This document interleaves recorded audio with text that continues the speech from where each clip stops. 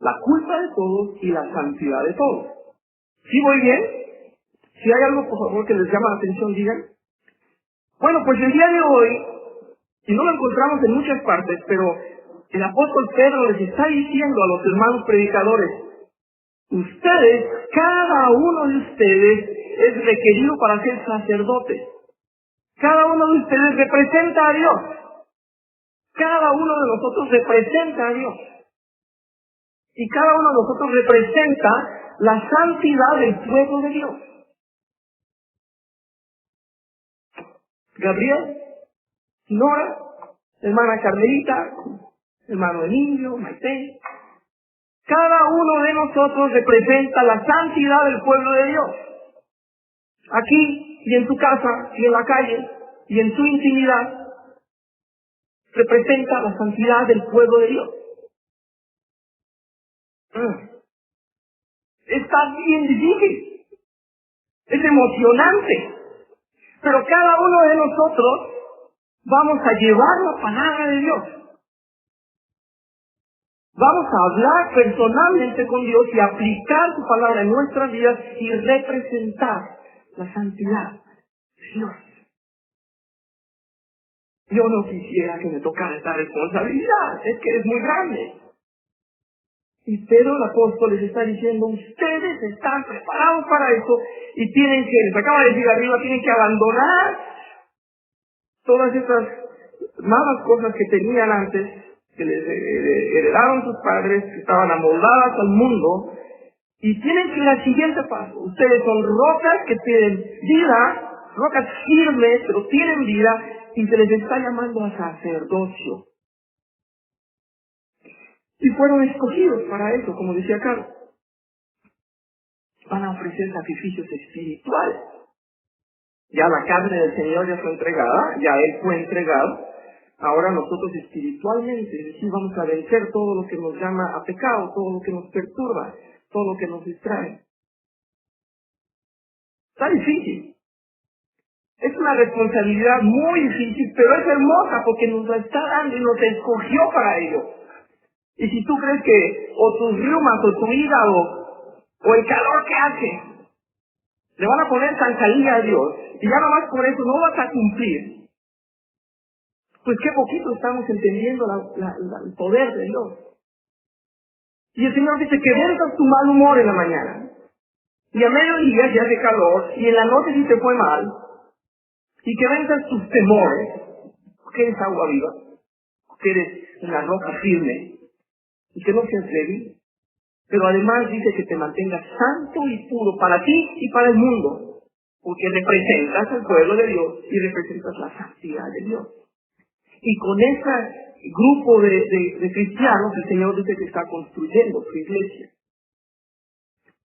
¡Wow! Nos demanda muchísimo el Señor. No sé cómo se sienten ustedes, pero esta primera carta de Pedro es de ánimo, de vida, pero de responsabilidad muy alta. Muy, muy alta. Algunos decimos, algunos pensamos que no es para tanto, que el Señor nos quiere felices. Nos quiere felices y gozosos con la distinción, pero nos quiere en sacrificio constante. Eso no nos gusta escuchar, pero es bíblico. Él nos quiere en sacrificio constante, porque la carne pide una cosa que no quiere el Espíritu, y el Espíritu requiere cosas que la carne no aprueba. Vamos al texto, por favor. Las palabras del versículo 5 nos recuerdan que cada uno de nosotros tenemos vida, pues estamos cimentados en la roca de vida que es Cristo. Y con todos nosotros se está edificando la iglesia de Dios. En nuestra conciencia debemos albergar el propósito que tiene nuestro Padre de construir su iglesia y mantenernos enfocados en ese propósito espiritual, el cual es eterno. Vamos a 1 Corintios, si quieren leerlo conmigo. Quiero recordarles esta unidad. En 1 Corintios 3:16. El apóstol Pablo está confirmando esto y lo dice, así dice, ¿no se dan cuenta de que todos ustedes juntos son el templo de Dios y que el Espíritu de Dios vive en ustedes, Dios destruirá a cualquiera que destruya este templo, pues el templo de Dios es santo y ustedes son ese templo. Ustedes juntos son ese templo. Adelante, en el capítulo 6, 1 Corintios 6, versículos 19 al 20, vuelve a decir, ¿no se dan cuenta que su cuerpo es el templo del Espíritu Santo, que vive en ustedes y les fue dado por Dios? Ustedes no se pertenecen a sí mismos, porque Dios los compró a un alto precio, por lo tanto honren a Dios con su cuerpo. ¿Sí recuerdan la anécdota del niño que entró con su gorra a la iglesia, verdad? Le dijeron, quítate la gorra. Ay, perdón, no es por usted. Acabo de ver la gorra acá. Ahí le va el chiste. Le dijeron, quítate la gorra, porque estás dentro de la iglesia. Y dijo, no, señor. La gorra no está dentro de la iglesia, la gorra está sobre la iglesia. ¿Verdad? Cada uno de nosotros somos templo de Dios. Albergamos el Espíritu Santo. Dice, no nos pertenece nuestro templo. Con esto voy a decir que las personas que están en rebeldía con Dios destruyen su cuerpo, ¿verdad? ¿Hemos visto eso? ¿Hemos visto personas que destruyen su cuerpo? Sí. Se hacen marcas diabólicas, se hacen tatuajes, ¿verdad? Es todo un tema, los tatuajes no lo voy a tocar muy a fondo, solamente comento que hay gente que se lastima, incluso algunos vicios, algunas dependencias, son de autodestrucción, ¿verdad? Para que me vean cómo me torturo. Y esto dice el Señor, no debe ser, el cuerpo no es tuyo, el cuerpo tuyo es de Dios. Bien, vamos a enseguida, creo que hasta ahí estamos claros. Vamos a los versículos 6 y 8 de nuestra primer carta de Pedro, capítulo 2. Estamos hablando de la roca. Y así dice la Escritura, dice, miren que pongo en Sión una piedra principal, escogida y preciosa, y el que confíe en ella no será jamás defraudado. Para ustedes los creyentes, esta piedra es preciosa, pero para los incrédulos, la piedra que desecharon los constructores ha llegado a ser piedra angular, y también una piedra de tropiezo y una roca que hace caer. Tropiezan al desobedecer la palabra para lo cual estaban destinados. En la versión nueva de la traducción viviente dice así, dice, tropiezan porque no obedecen la palabra de Dios y por eso se enfrentan con el destino que les fue preparado. Dice que la piedra la puso en Sión. Dice al principio, esa piedra la voy a poner en Sión. ¿Qué es Sión? ¿Recuerdan qué es Sión? Sión, el monte Sión. Sí, está representado el pueblo de Dios, está representado como la ciudad de Dios, ¿verdad? Está figurando la ciudad santa, la ciudad de Dios. Y dice, ahí en Sión, ahí voy a poner la piedra principal. La piedra principal. Y voy a ligarlo con lo que dice acá abajo, porque dice, esa piedra que desecharon los constructores ha venido a ser piedra angular. Antes de que nuestro pastor nos dé una cátedra, voy a decirles que la piedra esta que va a ser fundamento, esa piedra angular, es indispensable en una seria construcción para que tenga una orientación, una referencia de todo lo demás que se va a construir. Tiene que tener un fundamento sólido, tiene que estar alineada, tiene que estar como una referencia, y en ella está construyendo Dios su pueblo. Entonces la piedra que los constructores dijeron, esta no sirve, y la tiraron, dice, Dios la puso como piedra principal. Es la imagen que nos está dando Dios de Jesucristo. Y dice, ahora como es piedra principal, los demás se van a tropezar en ella, porque para ellos va a ser un problema. Y está explicando, tropiezan porque no obedecen la palabra de Dios.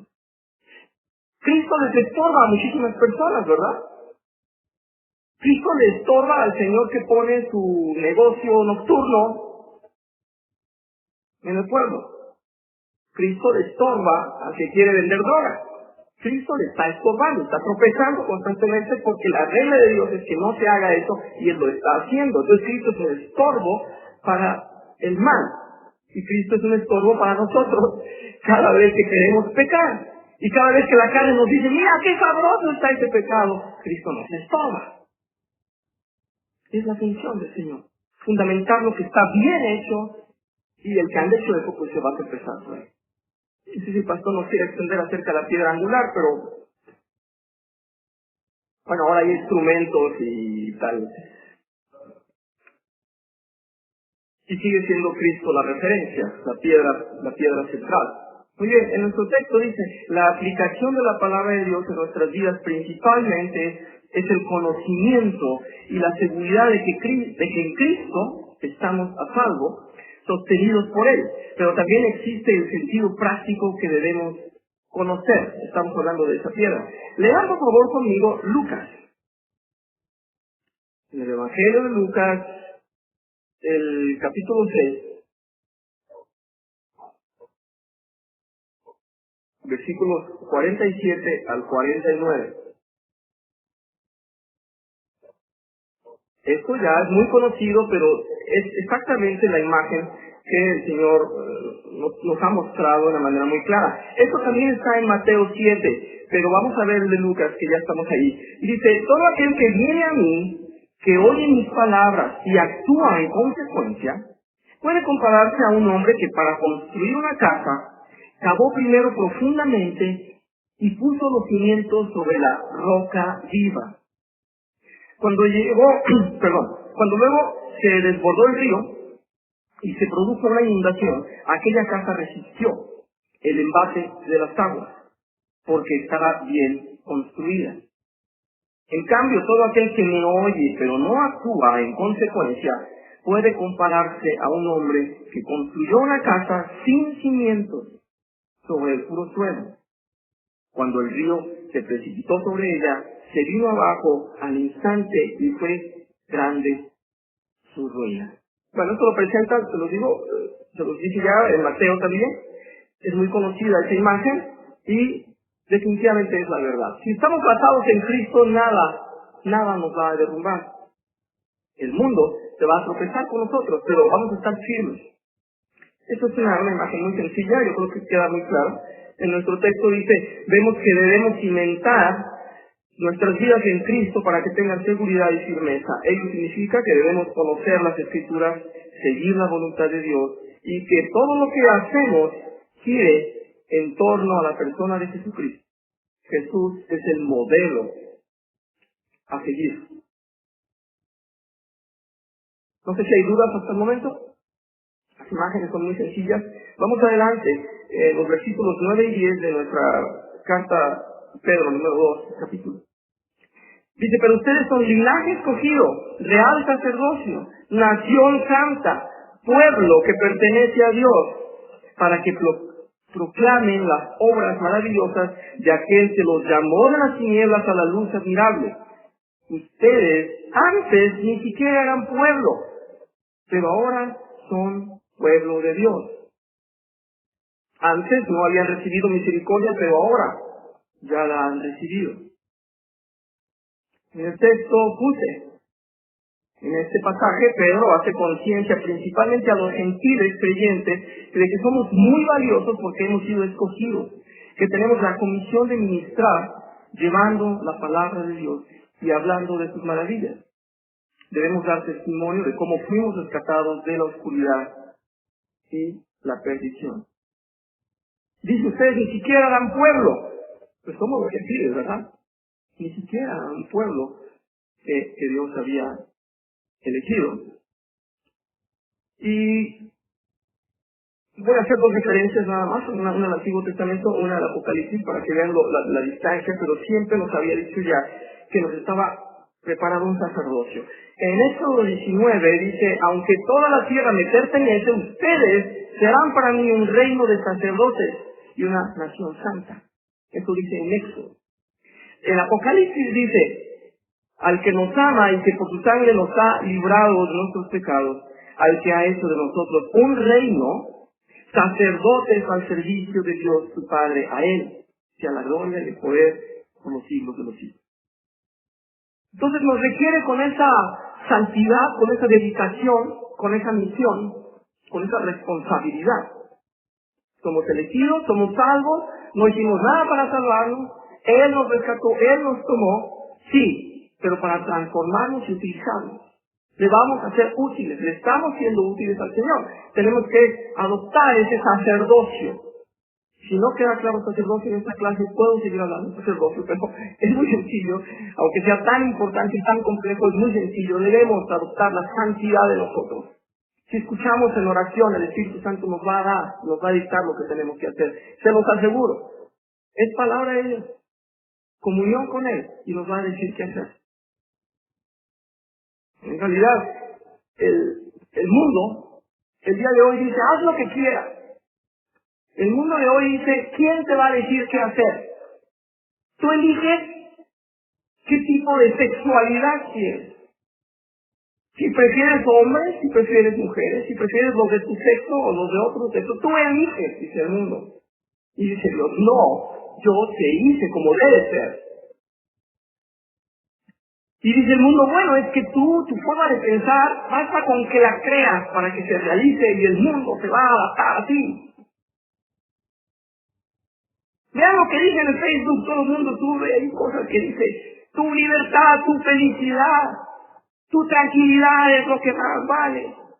Tú inventas tu propia religión. La gente se levanta y dice, me gusta. ¿Verdad? Uno dice, no. El sacerdocio, la responsabilidad que nos es demandado, si tenemos fe, es muy grande. No tenemos una responsabilidad en salvación, no tenemos una responsabilidad en ser elegidos, porque eso lo hizo Dios, pero tenemos la responsabilidad de asumir a lo que somos llamados. Vamos a los versículos 11 y 12, vamos a terminar. Primera de Pedro, capítulo 2, versículos 11 y 12. Queridos amigos, ya que son extranjeros y residentes temporales, les advierto que se alejen de los deseos mundanos que luchan contra el alma. Procuren llevar una vida ejemplar entre sus vecinos no creyentes. Así, por más que ellos les acusen de actuar mal, verán que ustedes tienen una conducta honorable y le darán honra a Dios cuando Él juzgue al mundo. Primero dice, son extranjeros y residentes temporales. ¿De dónde? De este mundo, ¿verdad? Somos residentes temporales. Yo les puse en el texto ahí a ustedes, como en Primera de Pedro 1:17, también ahora nos hace notar que somos extranjeros en este mundo y que, por lo tanto, no nos acomodemos en él, pues no estamos aquí por siempre, no estaremos aquí por siempre. Y los deseos que hay en este mundo son malos para nuestras almas. Si nos acomodamos en este mundo, estaremos, como les dije ahora, ¿verdad? Disfrutando de todas las tentaciones. ¡Ay, qué bien! Aquí en Cabo San Lucas hay playita, aquí estamos a gusto, y vamos a ver qué chica viene, y vamos a ver qué emociones trae este pueblo, y hasta dónde puede gozar este pueblo. Pero dice, Señor, no te acomodes, no vas a estar ahí. No se acomoden, no se hagan a este pueblo, porque son nada más pasajeros, nada más como visitantes. Quiero que leamos en Romanos 8, por favor. Ya voy a terminar. Los versículos 5 y 6 dice, los que viven conforme a la naturaleza pecaminosa fijan la mente en los deseos de tal naturaleza. En cambio, los que viven conforme al Espíritu fijan la mente en los deseos del Espíritu. La mentalidad pecaminosa es muerte, mientras que la mentalidad que proviene del Espíritu es vida y paz. En nuestro texto dice, en el verso 12, el apóstol nos insiste que llevar una vida santa, llevar una vida santa que muestra a quienes nos conozcan de que somos obedientes y nos comportamos como Dios lo manda. Voy a leer dos citas rápido para ustedes. 2 Corintios 10 dice, las armas con que luchamos no son del mundo, sino que tienen el poder divino para derribar fortalezas. Destruimos argumentos y toda altivez que se levanta contra el conocimiento de Dios y llevamos cautivo todo pensamiento para que se someta a Cristo.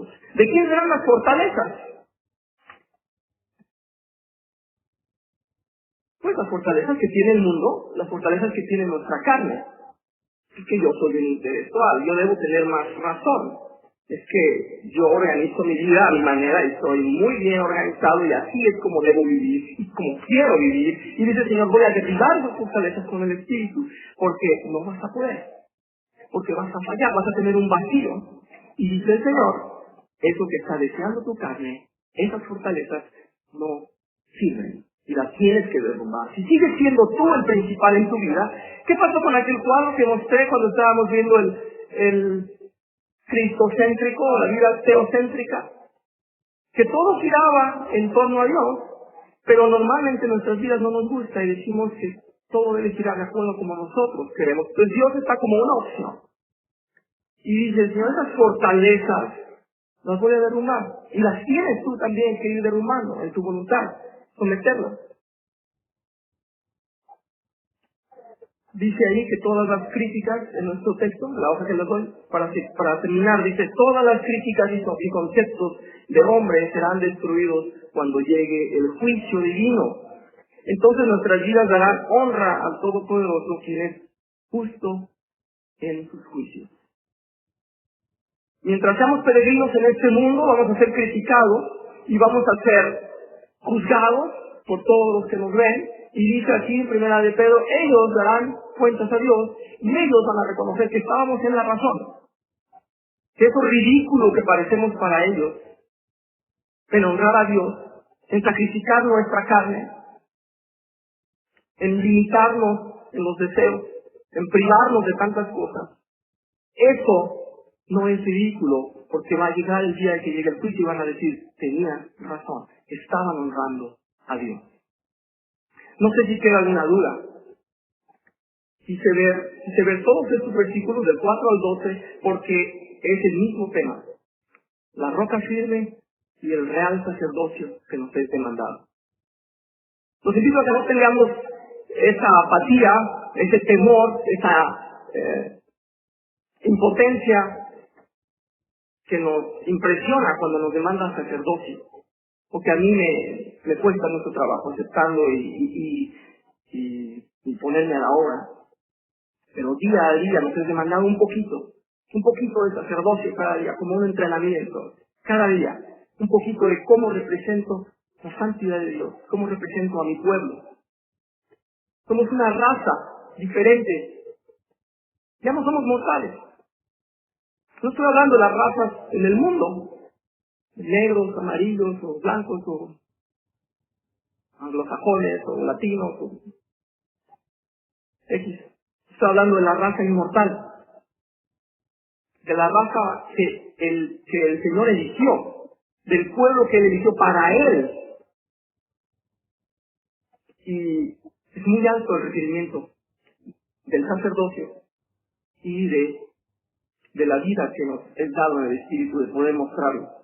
Pues yo los invito, porque yo estoy en el paso cero, estamos creciendo de a poquitito, pero el Señor nos va a llevar en su voluntad, con su protección, con su amor, y nos quiere enseñar cada día.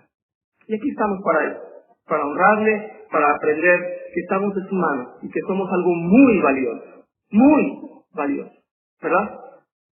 Que nadie se sienta deprimido, que nadie se sienta que no puede, que nadie se sienta que sus fuerzas no llegan a los requerimientos. El Señor nos da las capacidades en su voluntad. Honrémosle cada vez que nuestra carne quiera crecer, hay que someterla y decir, no, es el Señor el que está llevando eso. Vamos a dar gracias al Señor.